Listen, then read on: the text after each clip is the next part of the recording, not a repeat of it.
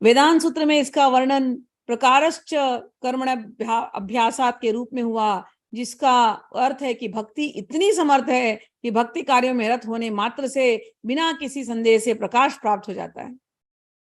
इसका उदाहरण नारद जी के पूर्व जन्म में देखा जा सकता है, जो पहले दासी के पुत्र थे।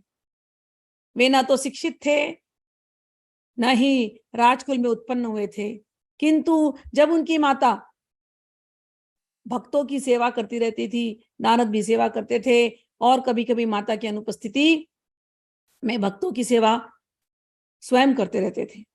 नारद स्वयं कहते हैं, नारद जी का ये जो श्लोक है, ये भागवत, श्रीमद् भागवत से आता है।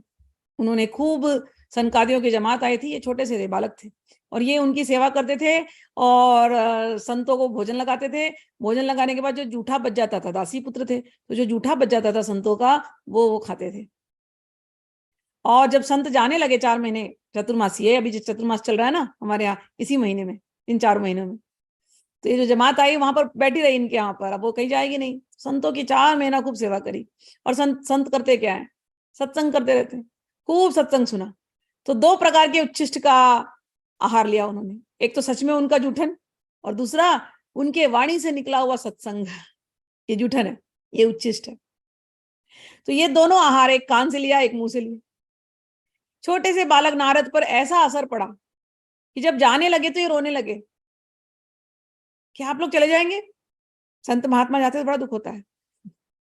कोई लोग जाते तो लगता है अच्छा हो गए, कोई लोग जाते तो लगता है ऐसे प्राण निकल जाएंगे, क्यों जा रहे हैं, क्यों छोड़ करके जा रहे हैं।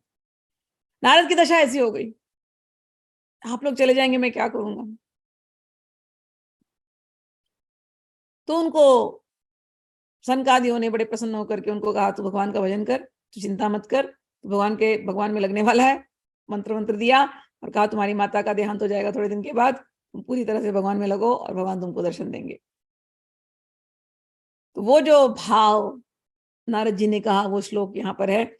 उच्छिष्टलेपान अनुमोदितो द्विजैः सकृत संभुंजे तदपास्त किल्बिषः एवं प्रवृत्तस्य विशुद्ध चेतसः तद्धर्म एवात्म रुचि प्रजायते। श्रीमद् भागवत में इस श्लोक में नारद जी ने अपने शिष्य व्यासदेव से अपने पूर्व जन्म का वर्णन करते हुए कहा कि पूर्व जन्म में मैं बालकाल्य में वे चतुर्मास में शुद्ध भक्तों भागवतों की सेवा किया करते थे, जिससे उन्हें उनकी संगति प्राप्त हुई। कभी कभी वे ऋषि अपने थालियों का में उच्छिष्ट भोजन छोड़ देते, और यह बालक थालियां धोते समय उच्छिष्ट भोजन को चखना चाहता था। अतः उसने ऋषियों से अनुमति मांगी, और जब उन्होंने अनुमति दे दी तो बालक नारद उस उच्छिष्ट भोजन को खाता था। फलस्वरूप वह अपने समस्त पाप कर्मों से मुक्त हो गए। जो जो वह उच्छिष्ट खाता रहा तो वह ऋषियों के समान शुद्ध हृदय बनता गया।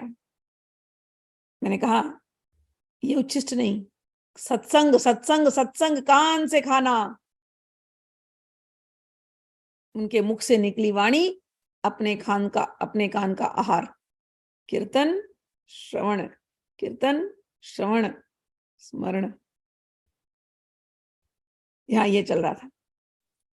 जो वो लेते गए, उन सारे पाप कर्मों से मुक्त होते गए। जो वह उच्छिष्ट खाता रहा, क्यों तो वह ऋषियों के समान शुद्ध हृदय बनता गया। चूंकि वे महाभागवत भगवान की भक्ति का आस्वाद श्रवण तथा कीर्तन द्वारा करते थे, अतः नारद ने भी क्रमशः वैसी रुचि विकसित कर ली। नारद आगे कहते हैं, तत्रान्वहं कृष्ण कथा प्रगायताम अनुग्रहेणा शृण्वं मनोहराः ता श्रद्धया मे अनुपदम विश्रमणमतः प्रिय शवस्यंग ममा भवद रुचिः।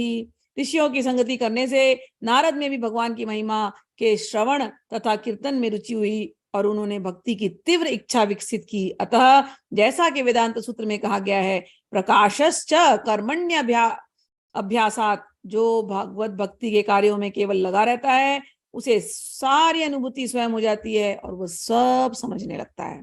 इसी का नाम प्रत्यक्ष अनुभूति है। धर्म्यम शब्द का अर्थ है धर्म का पथ। नारद वास्तव में दासी के पुत्र थे, उन्हें किसी पाठशाला में जाने का अवसर नहीं प्राप्त हुआ था। वे केवल माता के कार्यों में सहायता करते थे और सौभाग्यवश उनकी माता को भक्तों की सेवा का सुयोग प्राप्त हुआ था। बालक नारद को भी यह सुअवसर उपलब्ध हो सका कि वे भक्तों की संगति करने से ही समस्त धर्म के परम लक्ष्य को प्राप्त कर सके।